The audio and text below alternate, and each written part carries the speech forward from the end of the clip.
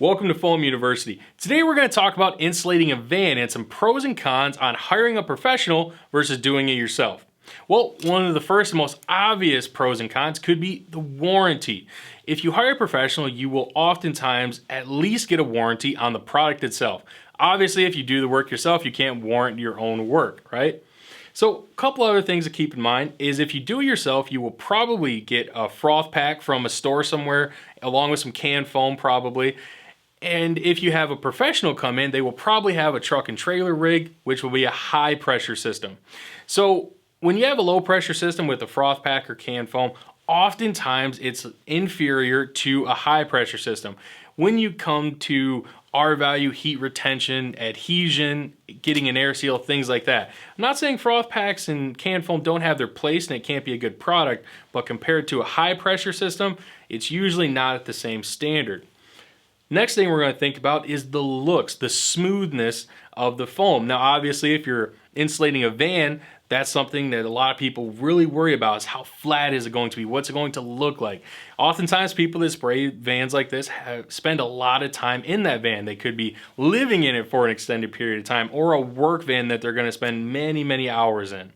Either way, the looks and the amount of space it takes up will be important.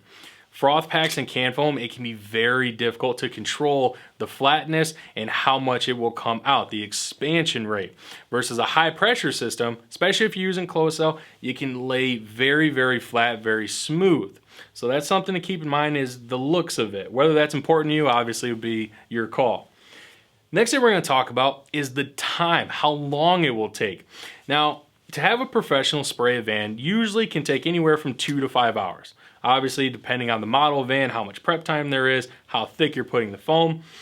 Now, if you do it yourself, you're probably going to expect anywhere from 6 to 12 hours. And that's granted that you do it right the first time and you don't have to scrape some off and respray areas, things like that. Now, that may sound like a lot of time, but spraying foam is a lot trickier than most people think it is. So keep that in mind. Your time, if you do it yourself, is going to be at least half a day. Last thing we're going to touch on, cost. Obviously, that's going to be a big pro on the side of DIY. The cost of doing it yourself will usually be less. Now, a big asterisk for that is if you get it done correctly the first time. If you have to do it twice or even 3 times, because you either messed an area up, had to scrape that foam off and respray it, now you're looking at probably around the same cost as it would be to hire a professional.